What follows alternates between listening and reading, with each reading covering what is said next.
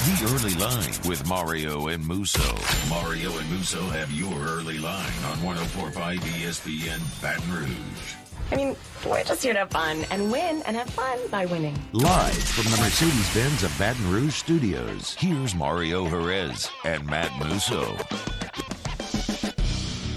Welcome into a Friday edition of Early Line, ready to close out the week. No Mario today, just Musso. Casey Gaines is on the ones and twos, Taylor Sharp on the threes and fours, and we have a great show for you here planned for the next hour or so.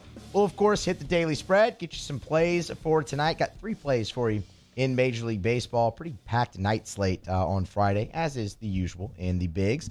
And, man, you know what? It is just a fantastic time right now to be a football fan, is it not? You had the Hall of Fame game last night. I have one observation from that we might get to if we have time. I'll tell you from a gambling standpoint, this is why I tell you, don't gamble on preseason football because it's just not worth it. What was the one play we said yesterday that if there's something you're going to bet in the Hall of Fame game, always do it? The under. Always bet the under in the Hall of Fame game. Why? Well, it's fairly low scoring the majority of the years. You've started camp a little earlier, right? But not really enough to matter. You normally don't see any starters, at least from a quarterback standpoint, in the Hall of Fame game. So it's tough to score some points. And I'll be damned, until about 3.5 minutes left in the game last night, the under was looking pretty good. And then the Jaguars decided to throw a touchdown pass. So that's pretty much one of the most sure bets besides the Baltimore Ravens that you can do in the preseason. And even it didn't hit. So maybe just stay away from preseason football and wait for the regular season. Now, Mario's going to come on here and he's going to try to tempt you to bet on preseason football.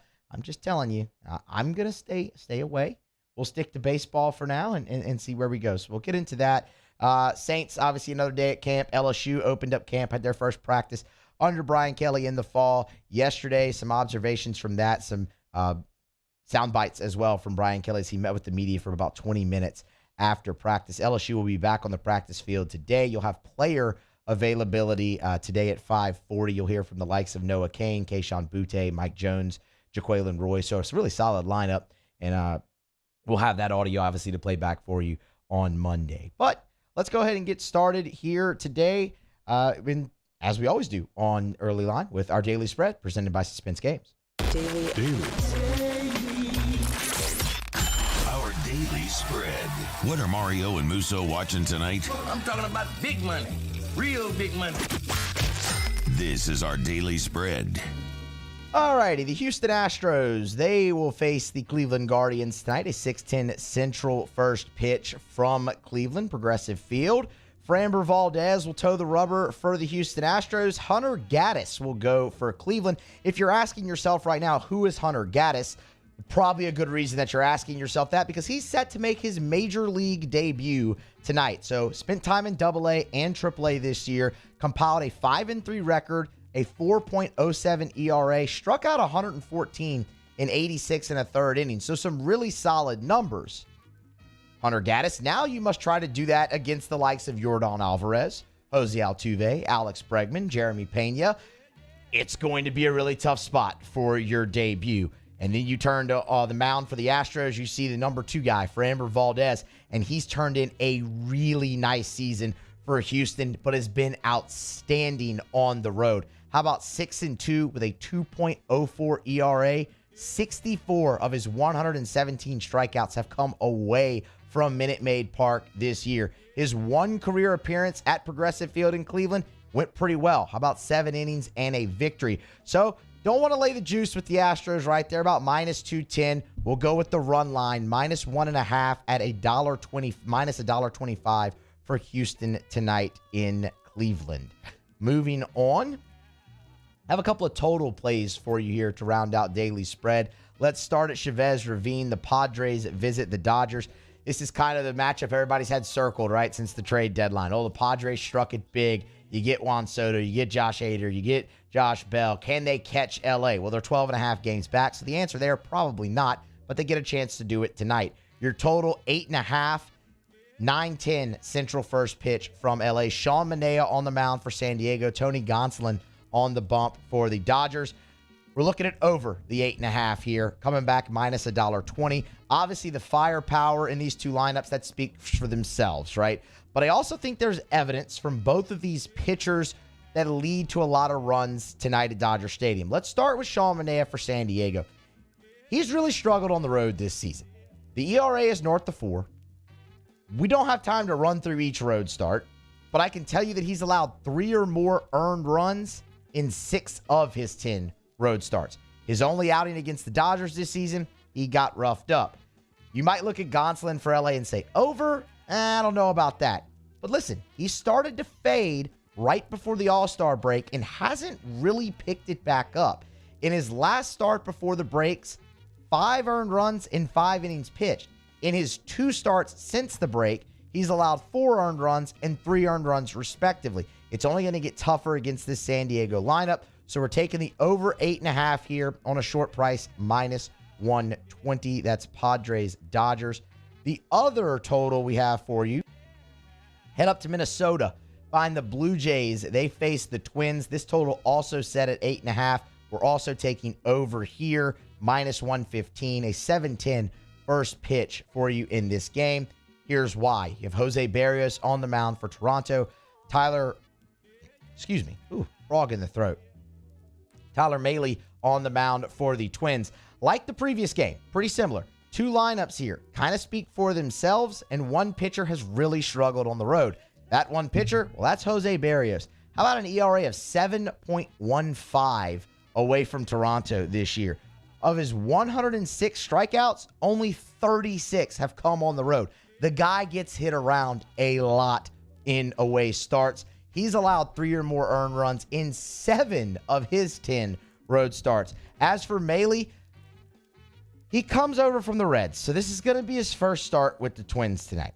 He's only made 3 appearances in Target Field in his entire career, so the park still relatively new, a 3.55 career ERA in Minnesota. But when you look at the trends in this one, that's really, really where you start to like the over. So in the Blue Jays' last 31 games versus a right-handed starter on the road, the over is 22-8-1. In the Twins' last 8 games overall, home or away, against a right-handed starter, the over is 6-1-1. And in the last 4 meetings between these two teams, including last night, the over is 4-0 in those last 4 meetings. So we're taking it here too. Over 8.5, Blue Jays, Twins, that's coming back minus $1.15. Just to recap real quick, Astros on the run line, minus 1.5, $1.25 there. Padres at Dodgers over the 8.5, minus 120. And Blue Jays at the Twins over 8.5, minus 115. I'll also say this. There's one play that I do like that I'm not going to bet, and I even hesitate giving it out because I'm just not going to bet against the Boston Red Sox. But the Twins at minus 105, the Royals tonight minus 105 on the money line at home with Greinke on the mound, who sports a 1.65 ERA and 8 home starts, going up against a really unproven pitcher in Boston. The fact that they're a short favorite in that game is surprising to me. I actually think that's a pretty good spot for the Royals, but I'm just not going to bet against the Red Sox. Thought I'd mention it, though, nonetheless. Of course, every time I really say the Red Sox are going to lose, they somehow end up winning. Taylor can back me up on that. He asked me earlier in the Astros series, like, oh, they're going to lose, and they won. So, and I don't know, take that for what it's worth, too. I'm just never going to bet against them. But that's your daily spread. It's presented to you by always as Suspense Games. Get over to suspenseevents.com. Book our guys, man. Spencer and Tyler Hunt. When you do, tell them you heard it here on Early Line. Traveling Trivia Game Show comes to you. Authentic game show experience allows you to upgrade your game night. You can upgrade a corporate team building event. We tell you all the time about the trivia nights that they host around town. If you're a restaurant owner and you're looking to get some more people in the door, get Suspense Games in the door first. Let them host a trivia night for you. Guaranteed results, man. Promise you on that. Games are interactive. They're fun. They can tailor it to any specific category or theme that you want to just enhance enjoyment. It's Suspense Games. Upgrade your game night, upgrade team building, trivia nights at restaurants. You can do so by going to suspenseevents.com. That's where you book. That's where you register. That's where you can also find out more. Great About Them section on the website as well. Suspenseevents.com for Suspense Games. Tell them the guys from Early Line sent you. We're going to grab our first break here of the show on Friday. Come back on the other side, dive into LSU camp. The first practice went down yesterday. Let you hear from Brian Kelly a little bit, what he had to say after practice, give you some thoughts, and just a breakdown of kind of everything that came out regarding position battles, guys who stood out that necessarily weren't here in spring. All that's coming for you next here on Early Line, 104.5 ESPN, Baton Rouge. Mario and Musso, the Early Line. Our listeners fire off their opinions on the jimsfirearms.net hotline at 499-1045. Keep listening for your next chance to shoot us your thoughts with the jimsfirearms.net hotline on 104.5 ESPN Baton Rouge. 3 people walk into a bar. The first 2 order the same old margs. The third, Nuevo Topo Chico Margarita Hard Seltzer. Crafted with real lime juice and a crisp tequila flavor. Topo Chico Margarita Hard Seltzer. I've been doing business with Luba for 25 years. They're dependable, trustworthy. It's just the attention to detail with our clients. Our folks have years and years of experience. They're highly trained professionals, but many companies have that asset.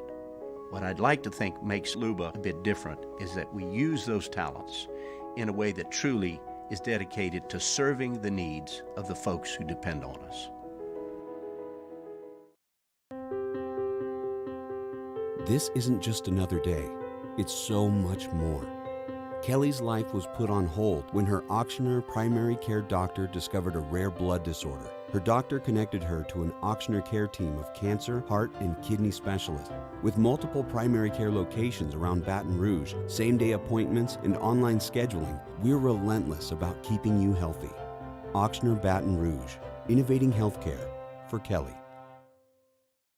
Are you a licensed contractor? There's lots of good contractors in Louisiana doing work the right way, but unfortunately, too many unlicensed contractors are working outside the licensing requirements. Working as a contractor in Louisiana requires a license for the company doing the work. The Louisiana State Licensing Board for Contractors wants to help you get licensed to allow you to conduct work legally. It's not difficult to get the license. We can help you. Go to lacontractor.org for more information. Licensed contractors, it's the law. ServiceMaster Elite create clean, disinfected work environments. As a local business, we take pride in serving the New Orleans and Baton Rouge areas. Our cleaning protocols follow CDC and OSHA standards for healthcare settings, offices, senior living, restaurants, and industrial plants. Contact ServiceMaster Elite to get your operation ready for reopening with germ disinfection cleaning. ServiceMaster Elite, the trusted choice in professional cleaning since 1996. It's no secret. The best oysters in Baton Rouge are at Jolie Pearl Oyster Bar. Enjoy mouth-watering South Louisiana flavor and oysters from all over the country. And don't forget our nightly drink specials.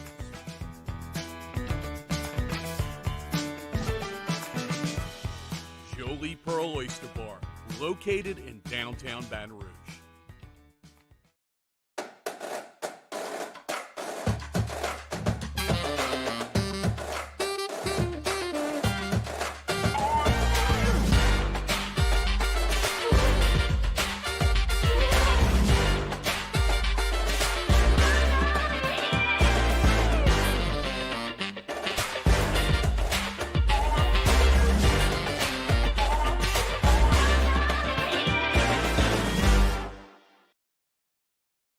Gulf Coast Office Products is a nationally recognized Savin office equipment dealer based right here in Louisiana. Over 100 employees strong, Gulf Coast has the boots on the ground to support all vertical markets, from education, engineering, legal, and finance. With the latest in office technology, from desktop to production segment units, Gulf Coast and Savin have the perfect fit for you.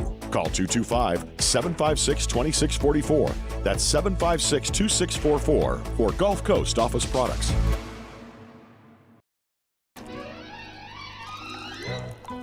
Le posso offrire un caffè? Le posso offrire un caffè? Andiamo insieme da me, non c'è.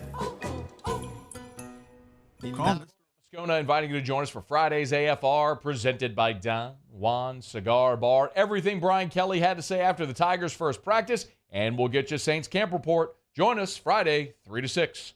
104.5 ESPN Baton Rouge.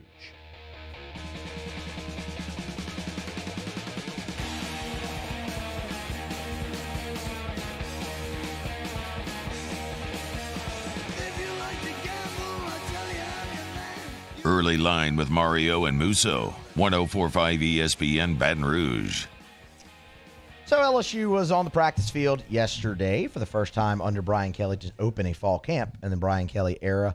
And, the first day of camp and the press conference that follows is always kind of one of my favorite things because it always somehow finds a way to stretch to 20 minutes without really after one practice. I mean, you have all the standard like, how's this guy doing after maybe an injury in spring or whatnot, the obligatory quarterback rep question, but it's the first day and the first week, and it'll be spread out here, and I think Brian Kelly's like, once you get into that second week's really when you'll see the reps there. So it's just one of those really kind of interesting hodgepodge things of, well, you can't really ask much from practice because it was one practice and you were only in there for 30 minutes, but you get the whole catch up.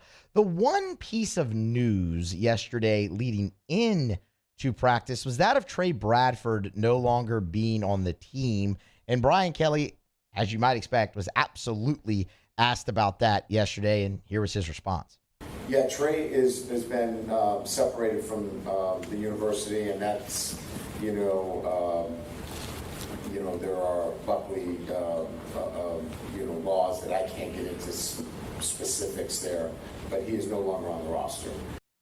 So take that really for what it is, and you move on, right? I mean, it's been a very interesting journey for Trey Bradford. He was at LSU, transfers to Oklahoma, then transfers back to LSU. He fought to get him eligible last year. Eventually, I think he ended up playing like 1, 2, maybe 3 snaps for LSU, but he's no longer with the team. I thought that's a great jumping off point to talk about running backs then today, because running back's an interesting position for LSU this year in the sense that obviously a lot of it's going to depend on the offensive line, and we'll have plenty of time to talk about the offensive line now through camp and into the season and probably through the season as well. And Brian Kelly did address that yesterday. But looking at running back specifically, I think it's a position, if you're LSU, you really like the guys you have there, right? You like John Emery. You like Noah Cain coming in from Penn State. Armani Goodwin is back, and there's plenty of potential there. Josh Williams is a guy LSU's gotten a lot out of when they've called on him. It's just been sparingly that they've called on him, and he's a former walk-on who's busted his butt and earned the scholarship, and again, when they've called on him, has been able to give LSU something. You like your guys that you have there, but there is still the but. There's a couple of them, actually. Number one, it's a fairly small sample size with all of those guys, and we'll get into it. Number two, there's really not a lot of depth there, so you need them to stay healthy. I mean, if John Emery goes down, you're down to 3 running backs right there, or if Noah Cain or Armani Goodwin, you're down to 3 that you really know on the squad that are proven. I mean, Corey Kiner transfers out, obviously, and we just talked about Trey Bradford no longer being with the team. So you look at them each individually, and you have vets in Emery and Cain, and you think both of those guys really have the ability to break out, but both of those guys are actually kind of similar, aren't they? I mean, even in style of play, really, even in build, both 5'11", both right around 220, 225. Both have the ability to catch the ball out of the backfield. Both have showed flashes, but you've never really seen it across a full season come together. John Emery, we all know the story of him, right? The 5-star from right here in Louisiana. You flip the commitment, he ends up here.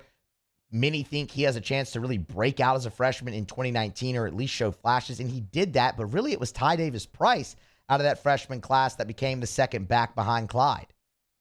And it was Ty Davis-Price who would spell Clyde and even have a really nice game against Florida that year. But John Emery did show the signs, right? The long touchdown run against Arkansas in 2019 was really kind of that first time you saw the flash. You saw them throw the ball to him a good bit out of the backfield in 2019. And you turn to 2020, the page there, and okay, Clyde's out the door. Which one of Ty Davis-Price and John Emery's going to step up? And you can remember the videos coming out of camp of John Emery just breaking the long touchdown run or whatnot in camp. The long touchdown run he had against Alabama when it was still a 2-score game is just more of that flash from Emery. And then we know the story from last year. We don't really have to rehash that.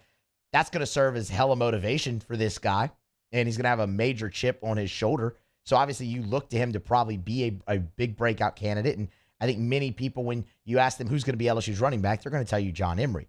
Noah Cain is top 5 favorite transfer, or top 5 transfer I'm hyped up to see that LSU brought in. Because we all remember the commitment from Noah Cain, right? He's a Baton Rouge guy, but ended up finishing his career out at IMG, and LSU was thought to be in there. He goes to Penn State, really kind of shows the flash as a freshman, goes for over 400 yards.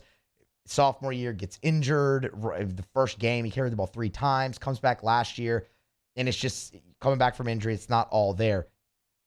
But still a guy who shows the ability to run, catch the ball in the backfield, and can definitely break out. Armani Goodwin sparingly last year, right? But, boy, there's a lot of flash. And you talk about a guy with a lot of speed who can get on the edge and break the game open. Armani Goodwin is that guy. And we talked about Josh Williams. When they've called on him, they've been able to get production out of him. But all of them, small sample size. And that's the next thing. So, who breaks out? Well, again, you obviously look at John Emery to be that guy. Brian Kelly, yesterday, when speaking to the media, he made it a point to say that each running back is going to contribute for this club, whether that's Emery, Cain, Goodwin, Williams, or somebody else. They like the guys, and each of them are going to contribute. They're all going to have a great chance, to contribute. I really like the depth of the group. You add, Cain to that mix as well. And I think, all of them have a chance to contribute, much like we saw in the spring game where we had a lot of guys contribute. I think that's going to be probably what happens here this year, and I'm okay with that. I think that's great. I mean, I think all of them are very competitive and all bring a little bit something different to the table, but all will contribute in some fashion. Running back by committee, right? And that's something we're all very familiar with at LSU. I mean, it's something we've seen over and over and over again. But I'll say this, and I say it every time we talk about running back by committee, is normally one guy steps up and has been the bell cow. And there's plenty of examples you can look to.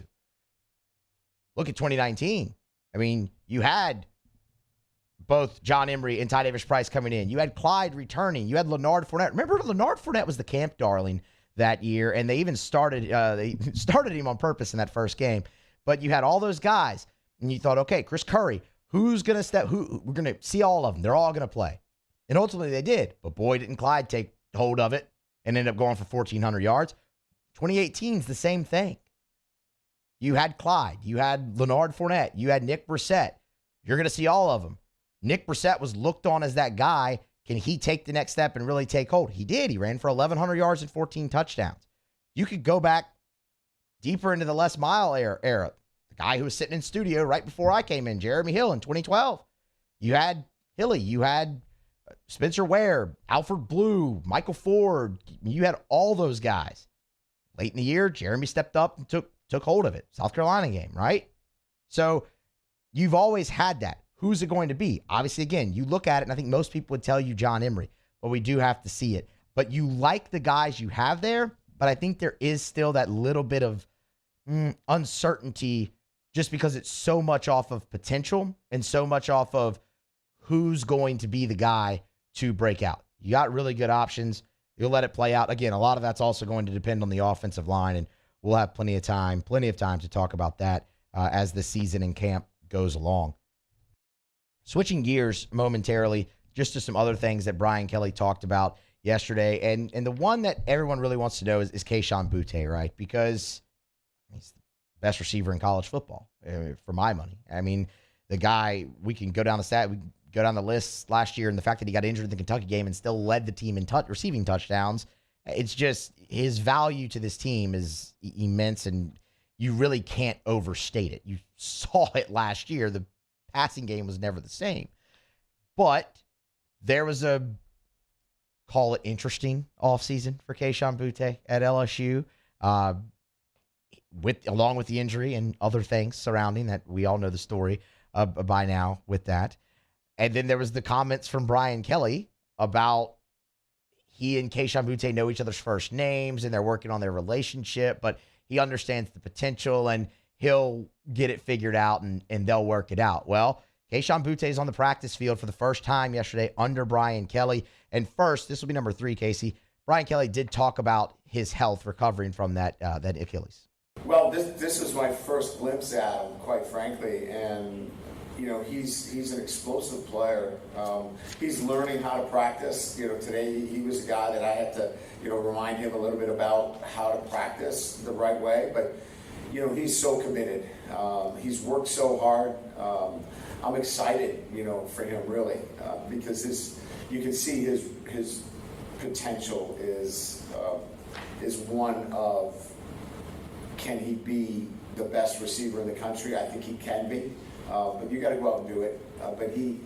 I just like the fact that he is totally committed to what we're doing and how we're doing it. And now he got a chance to see how we practice for the first time, and he picked that up today as well. His player load was pretty high today. It's probably a little bit more than we maybe thought that we wanted for him, but he handled it well, and I expect him to even continue to build on that. So yes and yes to all those things, and excited that he's with us. Minute-long cut, and I think the way it starts, you hear him first look at him, he's explosive. Well, you knew that, right? But he goes on to kind of say he had to learn how to practice, had to single him out a little bit today. And knowing what you know from the offseason of we know each other's names, we're trying to form a relationship, maybe you hear that and you go, oh, wait a minute, just kind of like you did in the offseason. But what he followed that up with when he says, but he's so committed. Doesn't that just ease any and all concerns you maybe might have had from the offseason, or that maybe immediately creeped into your mind when you hear he's got to learn how to practice, but you hear after he's so committed. And he mentioned it 3 different times of how committed Kayshon Boutte is. And that is fantastic. That's what you hope to hear. There's really just no other way to say it. That is 100% what you hope to hear. And the other part of that, when it comes to health, was when he talked about the load he carried yesterday. It was probably a little bit more than they wanted, but the fact that Kayshon Boutte, and I think that even tells you his level of commitment, but the fact that he was able to go out there, practice one really for him, didn't participate in spring, and carry more of the load than they maybe expected him to early, I think that's a great sign. If he feels great today, you're just going to continue to see that increase. And, man, hopefully he's primed for a big year. And I think he's just the type of talent that he's going to make whoever the quarterback is better. Mario and I kind of talked about that. I think it was last week before I left on vacation. What's more important, the quarterback throwing to the receivers or the receivers helping out the quarterback? Because you have so much talent led by Boutte at receiver, whether it's Jack Besh or Malik Neighbors or Brian Thomas or Chris Hilton or Dre Jenkins. We go down the list there too. You know the names. That group is going to hopefully make it a little bit easier on whoever is at quarterback, rather than the quarterback having to be the one to absolutely facilitate everything with the wide receivers. Kayshon Boutte is going to lead that charge. One more from Brian Kelly before we break. This is, I found this one particularly interesting. It's kind of the normal, the usual suspects, but guys who missed spring that stood out. So mainly the question was phrased, freshmen who weren't the early enrollees that showed up now that you just got your first look at. Which of them stood out? We hadn't seen Seven before. Seven Banks, obviously he was out here today in a little bit of a limited fashion. Obviously, having Perkins out here today, you get a flash and see him. I was over watching tackling drills, and, he's got a suddenness to him, that's quite different than some of the other players. So, I think there's a couple of players that kind of flash at you. I like the way Bordelon moves around, athletic. He's a big, strapping kid that moves well. Emory, the local kid from Catholic, Emory Jones, he's a big physical kid too. So those guys kind of jump out at you a little bit, that they look more than just, the typical, freshman coming in. These guys are physically mature and handle themselves, very well. Glad he mentioned Seven Banks. We talked about that earlier this week when we looked at cornerback. That's somebody I'm just super excited to see get out there, because we didn't get to see him, and he was limited capacity, but they expect him to be ready to go for the season, it sounds like. Brian Kelly mentioned when they signed him, they liked the medical report that they got. So that's a good sign. He was at least out there. Harold Perkins is going to be the one that I think linebacker is really interesting. Greg Pinn's gotten a lot of play. Mike Jones, Micah Baskerville. I mean, he's your leading returning tackler. I'm really curious to see if Harold Perkins can challenge to get on the field early. 5-star guy. You heard Brian Kelly even kind of said it with a chuckle, like, yeah, he's got a burst to him that you normally don't see from freshmen.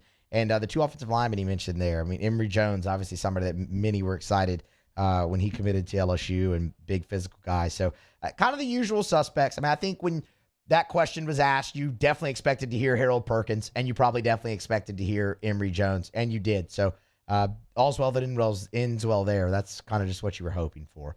That's kind of your recap of the first day for LSU practice. They will hit the practice field again today. No Brian Kelly audio media availability today. You'll instead hear from players Mike Jones, Jaquelin Roy, Keyshawn Butte is another one that'll be up there, and Noah Kane is the other player that we'll hear from today at around 5:45. And then the Tigers will take the weekend off. They'll hit the practice field again on Monday, and Mike Denbrock will speak Monday at noon to the media for his fall availability. That's where we stand with LSU practice. We're going to grab a break here on Early Line. Come back on the other side.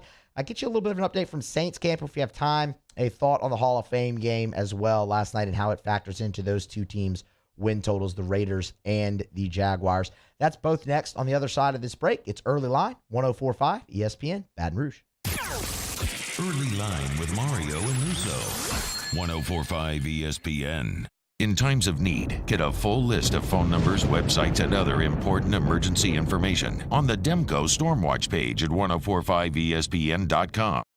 There's nothing better than tailgating, but it can be a lot of work. So why do it yourself when you don't have to? Let Revelry Sports and Entertainment set up your luxury tailgate on campus. Order what you want and just show up to party. Book your tailgate today at revelryteam.com. Revelry Sports, the official tailgate partner of LSU Athletics.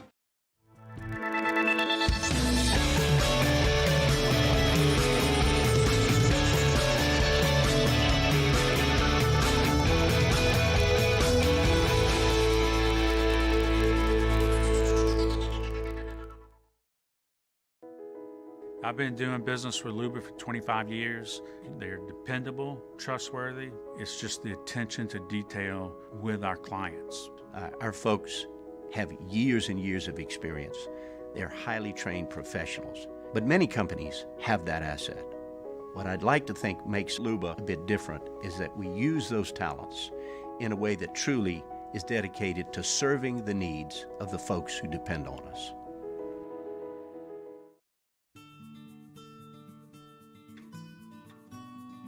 This is a house call.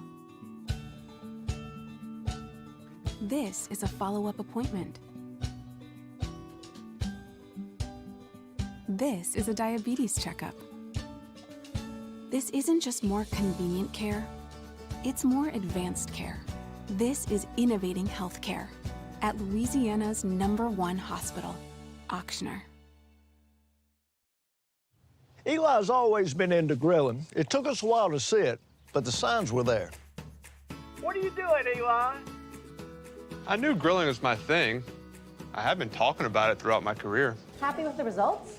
I am. Got the new grill from barbecueguys.com. It performed great. My advice, as I always told my boys, do more of what you were born to do. Barbecue Guys, for those who were born to grill. You want cheese on your burger, Pops? I'll take a little cheese. Crime has serious consequences, but anyone can make a mistake. If you find yourself in trouble with the law, know that you have rights, and it's okay to demand them. The law offices of O.C. Brown are here to protect you and your rights. Felony or misdemeanor, DUI or drug charge. No matter what crime you're accused of, you still have rights. Let the law offices of O.C. Brown uphold them. Call 225-343-1111. Your law firm for a lifetime. Are you a licensed contractor? There's lots of good contractors in Louisiana doing work the right way, but unfortunately, too many unlicensed contractors are working outside the licensing requirements. Working as a contractor in Louisiana requires a license for the company doing the work. The Louisiana State Licensing Board for Contractors wants to help you get licensed to allow you to conduct work legally. It's not difficult to get the license. We can help you. Go to lacontractor.org for more information. Licensed contractors, it's the law. ServiceMaster Elite create clean, disinfected work environments. As a local business, we take pride in serving the New Orleans and Baton Rouge areas. Our cleaning protocols follow CDC and OSHA standards for healthcare settings, offices, senior living, restaurants, and industrial plants. Contact Service Master Elite to get your operation ready for reopening with germ disinfection cleaning. Service Master Elite, the trusted choice in professional cleaning since 1996. It's no secret. The best oysters in Baton Rouge are at Jolie Pearl Oyster Bar. Enjoy mouth-watering South Louisiana flavor and oysters from all over the country. And don't forget our nightly drink specials.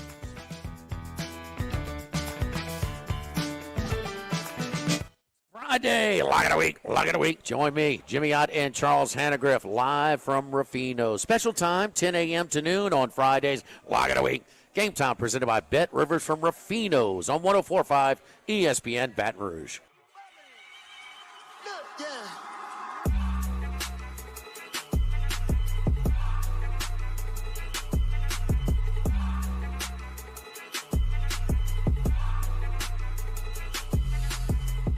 You're getting the early line with Mario and Musso on 104.5 ESPN Baton Rouge. Back here on Early Line. Remember, anything you missed from any show, Monday through Friday, catch on demand, 1045ESPN.com or Spotify, Apple, Google Podcasts, anywhere you find us. Type Early Line into the search, and we're right there. We appreciate it. Also, you can always get over to the Watch 1045 ESPN YouTube channel and watch the show there. And, of course, there's on-demand video there as well, posted each and every day. So the New Orleans Saints, they wrapped up another practice earlier today. Dennis Allen met with the media. It was a brief availability from Dennis Allen today, about 4 or 5 minutes only. But mentioned a good day for the offense, liked the tempo of that unit, how they ran. Jameis, another solid day as well.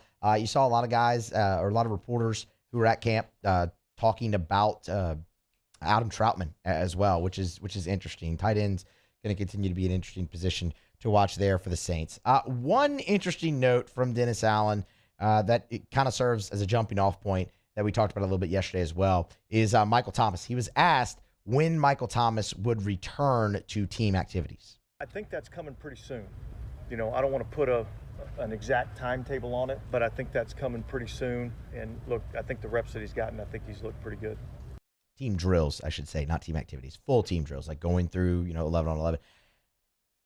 Says, don't want to put a timetable on it, not there soon. The one timetable he has given was yesterday when he mentioned, it was yesterday or Wednesday, mentioned that Michael Thomas will be full go, full speed in team activity, in team drills, in practice, in everything before the end of training camp, before week 1. So it's definitely coming. That's ultimately the great sign that you want to hear. They're just easing him along. I mean, it's what Dennis has talked about a lot. They're working with Michael Thomas in doing this. And, okay, what do you feel comfortable doing today is with the ramp up? It's a joint effort. I think once they've gotten past everything from an organizational standpoint of, oh crap, they're in a bad place. Once they all got on great terms and put all that, and the surgery was done, they've handled Michael Thomas great. They've handled the rehab great. Everything's been perfect. So he's going to keep being asked that, but just each time he is, keep in mind what he did say is before camp's done, he's going to be full speed, full go in team drills and practice as a whole. And that's ultimately a good thing. The other interesting note with Saints camp is the signing, or I guess we honestly could say re-signing, of Kiko Alonso, linebacker, who obviously spent 2019 with the Saints, 13 games for New Orleans that season with 4 starts, and then he tore his ACL, and he has not played an NFL game since. So came in for the workout, was re-signed. Dennis Allen earlier today talked about the decision to re-sign Kiko Alonso. Number one, what drew us to him was we have some familiarity with the player. Did a nice job in his workout. He was in shape. He looked good. And when he's been healthy, he's been a productive player in our league. And so that was kind of what drew us to him. And it looked like he moved around, pretty well today. So just kind of getting him back into the flow of things and see where he's at, but glad to have him out there. It's what I think a lot of people expected him to do with Quan Alexander. Kiko Alonso's not going to come in here and be a every down starter for the New Orleans Saints, right? I don't think anybody expects that. We'll see if he makes the roster. I think that's a legitimate question considering he hasn't played since 2019. But the familiarity with the player, so you bring him back in, and you heard Dennis Allen there. He was off to the side doing some light stuff today and looked good, when he came in for the workout. The biggest thing there was that he was in shape. I mean, for not having played in an NFL game since 2019 to come in and be in shape for your tryout, your workout, whatever you want to call it, and ultimately end up being that's a major tip of the cap to Kiko Alonso for that. We'll see where it goes from there. If he does make it, though, I mean, I don't think he's really going to be an every down linebacker for the Saints, but he provides some really good depth for you there at that position. So very interesting signing. I think, again, guy who's familiar, but man, not playing since 2019. That's going to be interesting to see how that does develop. Before we hit the break here, Hall of Fame game last night.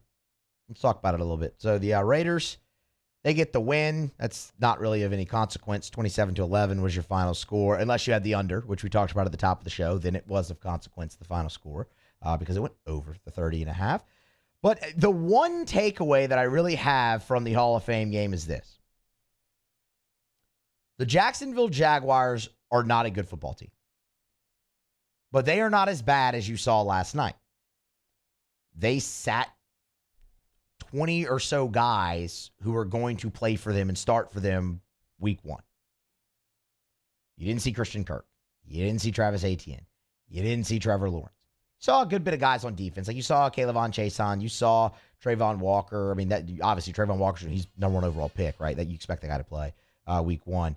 But for the most part, everybody else pretty much just on the bench. So they're not as bad as they seemed last night. But boy, they better stay healthy because otherwise they are going to be as bad as they seemed last night.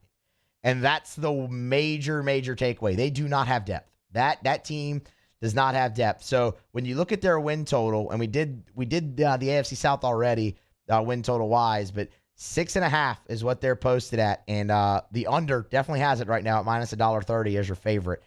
But if that team stays healthy, they have a shot to win games because they spent, and they even put the graphic up there that they spent the most in free agency that any NFL team has per over the cap. So they've got plenty of talent. The talent just better stay healthy and be on the field. If not, another long season in Jacksonville. That's really speaking of that, are you did you ever play quarterback, Musso? No. Well, you're a Trevor Lawrence injury away from maybe getting a phone call from Jacksonville. They actually offered me. I turned it down. I didn't like the weather, but they may call you, man. Jake Luton is a disaster. You have no faith in Jake Luton? No. Despite his impressive resume, I have my doubts. Okay. I mean, it didn't look great. I'll be honest. It was rough. The guy behind him looked even worse, so that's probably comforting if you're Doug Peterson. Yeah, honestly, at that point, I really wasn't. Once Luton was out, I really wasn't paying attention. I was just kind of periodically checking the score to see if that under was going to hit or not. That's just the main takeaway there. Jaguars better stay healthy. And then the Raiders, I like their weapons, and I'm really curious to see what Derek Carr can do with them under Josh McDaniels. I mean, you didn't see Carr or Devontae Adams last night, and that's a cool story. Fresno State teammates with them reuniting. Can they move along? But at least the reserves ran McDaniels' offense very well last night for the Raiders. So I continue to kind of like them as a dark horse there in the AFC West. And at 8.5 for their win total, they could go over that, man. I mean, minus 120 is a pretty good price for that as well if you're looking for a future. We can do all the future talk we want in the offseason. Once you get into these preseason games, you start to see the roster kind of take shape, and you see how the team actually goes out there and performs a little bit in mediocre, in small sample sizes. That's when you can really, really dive into them. So kind of just wanted to give a brief thought there. And also, kids, remember, do not bet preseason football. We're going to grab a break. We are going to come back on the other side, close out the week here on Early Line with something I'm very excited to talk about. Jay Johnson went in the portal and did it again. We will tell you about the latest addition to the 2023 LSU baseball team to close out a Friday edition of Early Line. That's on the other side. Stay here. It's 104.5 ESPN, Baton Rouge. The Early Line, 104.5 ESPN Baton Rouge. This week on DropBiscuit.com or wherever you listen to podcasts is our new series, Pops, the Louis Armstrong story. Pops is brought to you by New Orleans & Company. Check out NewOrleans.com and come visit New Orleans. There it is, the extra mile, on the border of expected and extraordinary for those willing to go further, like vans customized for work or play, with safety and tech to keep you connected. Supported by a 5-star sales, service, and finance team. And backed by the 1-star you know. So go the extra mile. It's never crowded because so few have what it takes to go there. Mercedes-Benz Vans. Gulf Coast Office Products is a nationally recognized Savin office equipment dealer based right here in Louisiana. Over 100 employees strong, Gulf Coast has the boots on the ground to support all vertical markets, from education, engineering, legal, and finance. With the latest in office technology, from desktop to production segment units, Gulf Coast and Savin have the perfect fit for you. Call 225-756-2644. That's 756-2644 for Gulf Coast Office Products. I've been doing business with Luba for 25 years. They're dependable, trustworthy. It's just the attention to detail with our clients. Our folks have years and years of experience. They're highly trained professionals. But many companies have that asset. What I'd like to think makes Luba a bit different is that we use those talents in a way that truly is dedicated to serving the needs of the folks who depend on us. This isn't just another day. It's so much more. Kelly's life was put on hold when her auctioneer primary care doctor discovered a rare blood disorder. Her doctor connected her to an auctioneer care team of cancer, heart, and kidney specialists. With multiple primary care locations around Baton Rouge, same-day appointments, and online scheduling, we're relentless about keeping you healthy. Auctioneer Baton Rouge, innovating healthcare for Kelly.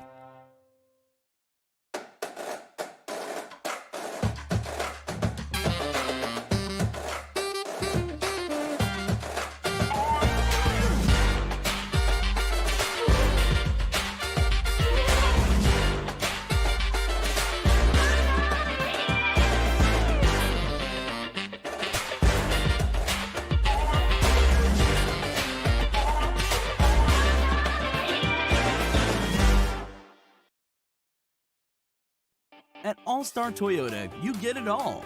If you're in the market for an all-new Toyota vehicle, come see our friendly and knowledgeable sales team at All-Star Toyota. Located in Baton Rouge at the corner of Airline and Goodwood, we've been serving our community since 2005 by offering a large selection of new Toyota cars, trucks, and SUVs.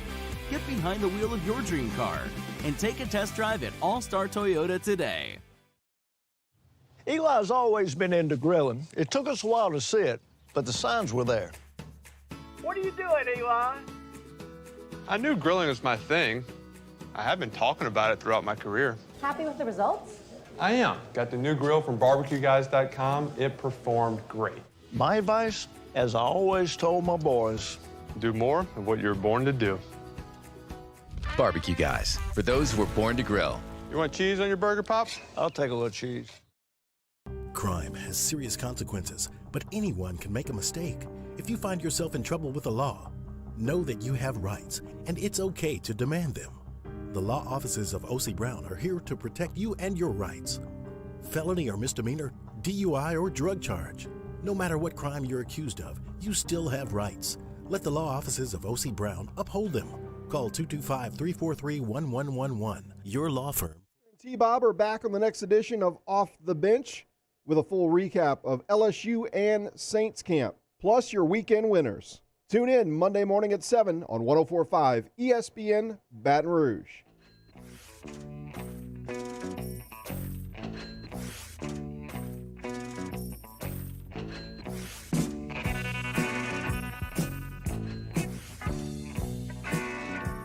Early Line with Mario and Musso, 104.5 ESPN Baton Rouge. All right, let's put a button here on the week on Early Line.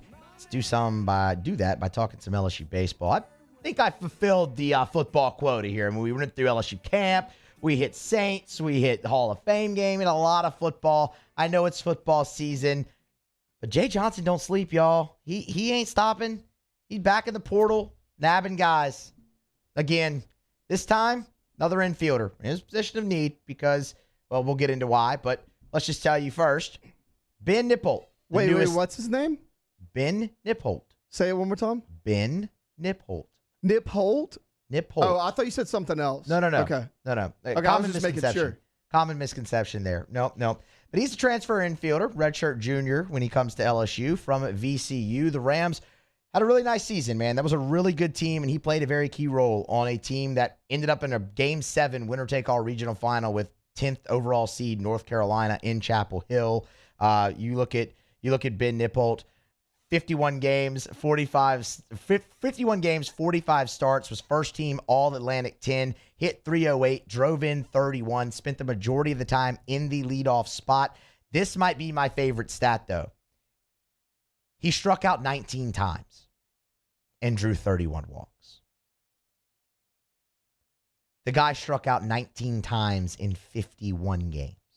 Well over 100 plate appearances, and it was less than 20 strikeouts. You absolutely love that. You love to see it. Where he fits in on the infield, well, he played second at VCU and third base. Spent a lot of time at both. When he broke into the lineup earlier in the year, it was at second base.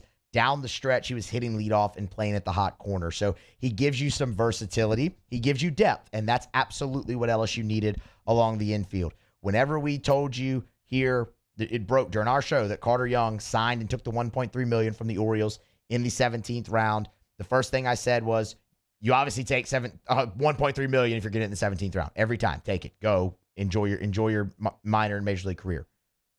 But that put LSU in a bad spot, depth-wise on the infield. Because you lost Collier Cranford. You lost Will Safford. You lost Brennan Holt. You lost Luke Leto. You brought in Jack Pineda. You brought in Carter Young, but you lost both of them too. Mikey Romero went to the draft. You got Gavin Guidry, but you needed bodies there. Ben Nippolt gives you that, and he gives you a little bit more. He's a really good player as well. So it gives you a lot of interesting combinations that you could see on the infield, given he's played second and third base. Because I think those are really the two positions where you're most interchangeable. I think most people think it's either going to be Jordan Thompson or Gavin Guidry at third. Where does Tommy White fit in? You've heard third. You've heard first base, and you're probably going to see him at first base a little bit for sure. Gavin Dugas is probably going to move and try to pick the glove back up on the infield. Got a crowded outfield with Paxton Kling. So you have a lot of options on the infield if you're LSU. You needed a little bit of depth, and you got that with Nippolt, and it's a fantastic addition, it looks like, on the surface. So Jay Johnson, I mean, is anybody really surprised? He's at it again in the transfer portal, and we'll see. We'll see if he grabs anybody else. You're getting to a point where it's going to be close, right? You're going to end up having the final deadline to enroll for classes. You got to get the roster down 35 to 40. That's the range you have to be within, and there's, 35 through 40 have to be guys who have lost their year to COVID. It's a complicated rule that we really don't have time to get into right now because we only have a minute left in the show. But it's a great depth piece. Gives you a lot of options around the infield. I mean, you could play him at third or second, have a shortstop, have Dugas or somebody else at second base. Maybe even Guidry could be there with Thompson, or, you have Thompson at third. There's just a lot of options to go through there, but you needed another body. You got it, and it's a really, really good player who was on a great team last year in VCU, who made it to a regional final, played a really tough schedule, won their conference, and he was first team all-conference. So Ben Nippolt, welcome to Baton Rouge. Welcome to LSU baseball. And Jay Johnson just continues to dominate the transfer portal. So that's going to wrap us up here on a Friday edition of Early Line. Great show. If you missed any of it, catch it on demand, 1045ESPN.com, Apple, Spotify. We're there to just search Early Line. 1045 Watch ESPN YouTube channel as well. Matt Moscona coming up next with AFR. Stay tuned for that.